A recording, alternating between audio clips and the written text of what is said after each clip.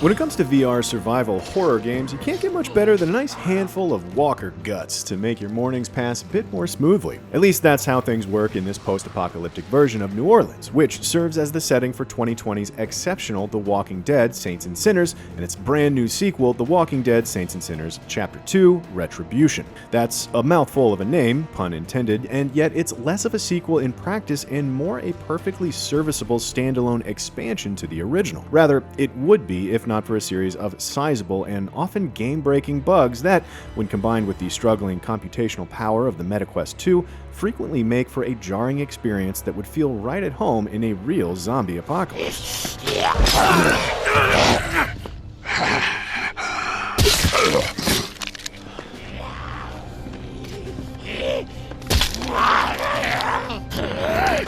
As in The Walking Dead: Saints and Sinners, Chapter 2 has you romping around the Louisiana bayou as the tourist, a survivor who's made a name for themselves amongst the locals following the events of the original campaign. Wherever the tourist goes, death ain't far behind. In its favor, a first-person VR game doesn't really need a fancy character creator, and it's great that it throws you right into the action after a short but skippable tutorial segment and an introductory cutscene. Speaking of the action, there's a lot more of it here than in the original,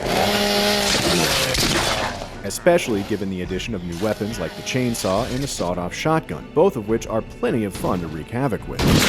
It's very satisfying to watch walkers split in half in a shower of blood, when the frame rate doesn't completely screech to a halt on the Quest 2 at least.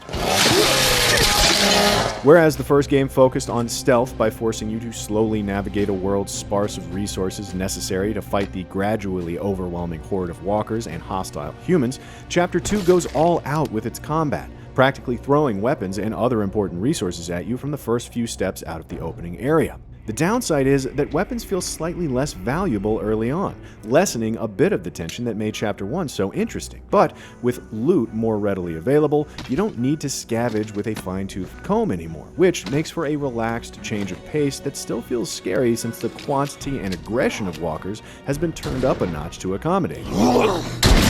The increased action also makes it fortunate that Saints and Sinners still offers the most entertaining melee combat of any VR game short of Blade and Sorcery, featuring a wide variety of fully physics-simulated weapons that generally feel good to use as you creatively carve your way out of danger. Many of these, like the often convenient one-handed cleaver and the shown stylish two-handed katana, are both fantastic for beheading walkers on short notice. Alongside the enhanced arsenal, Chapter 2 also sends a far higher number of enemies at you at any given moment, clearly straining the Quest 2's hardware. In some extreme cases, it experiences frequent crashes and other glitches that just make the whole thing less palatable across the board.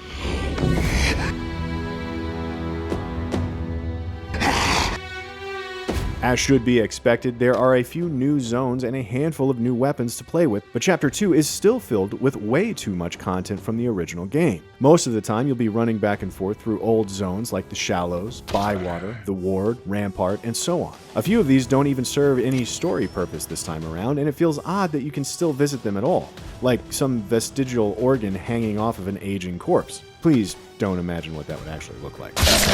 But be warned, however, that Chapter 2 does very little to explain the premise of ongoing events aside from some expositional dialogue early on, and you might be a little lost if you've skipped Chapter 1. At least Chapter 2 hints at its heavily armored, axe-wielding secondary antagonist pretty early on, and like Mama, the primary villain who operates from the tower, he casts a shadow over your movements around New Orleans. I have been looking forward to this. However, the story does a lousy job of keeping the tension going between you two, and after he makes his initial introduction, he just sort of disappears, at least until you go and fight him in a middling and ultimately forgettable boss fight toward the end of the 15-hour story.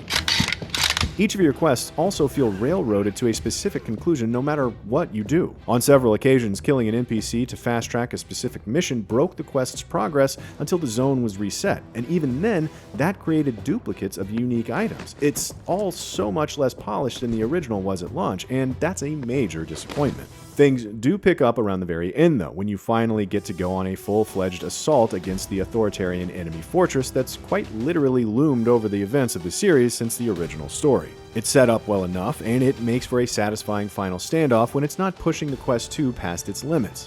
When it does, it crashes and makes you restart several times while playing the final level, resulting in even more needless frustration that really takes the thunder out of Chapter 2's climax.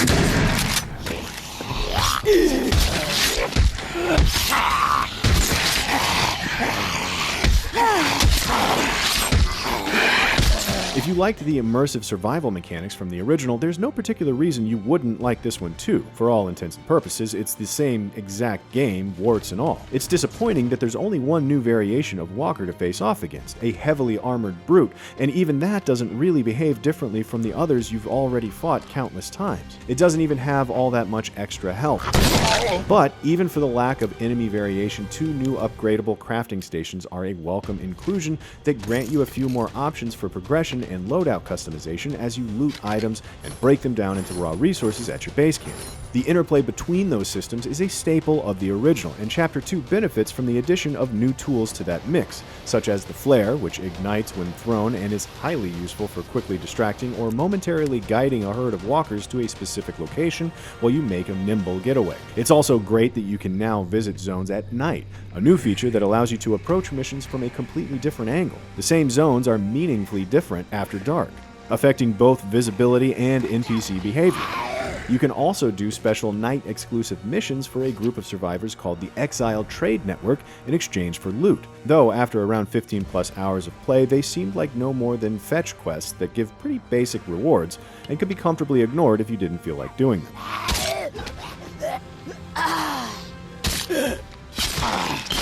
Just like before, you only get a limited amount of time each day to do things before needing to head home and sleep.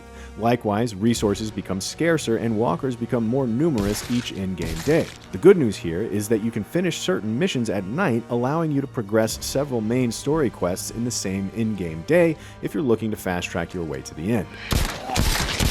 The other good news is that valuable loot is far more common at night, where you can often find entire backpacks full of goodies next to the unfortunate souls who once needed them for their own survival.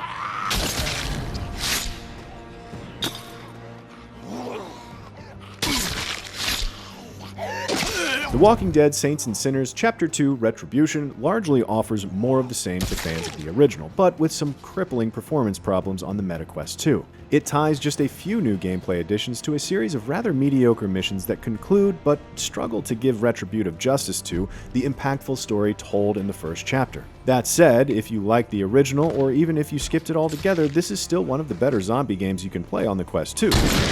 Both the combat and the survival horror elements are just as good as they were in 2020, made better by powerful new weapons, a night mode, and an increased focus on action rather than stealth. But there are a bit too many reused locations involved, and when the bugs, frame drops, and crashes begin to show up, it's tough to shake off the feeling that this sequel was created without a spark of life to it. Kind of like a walker in need of a midday snack.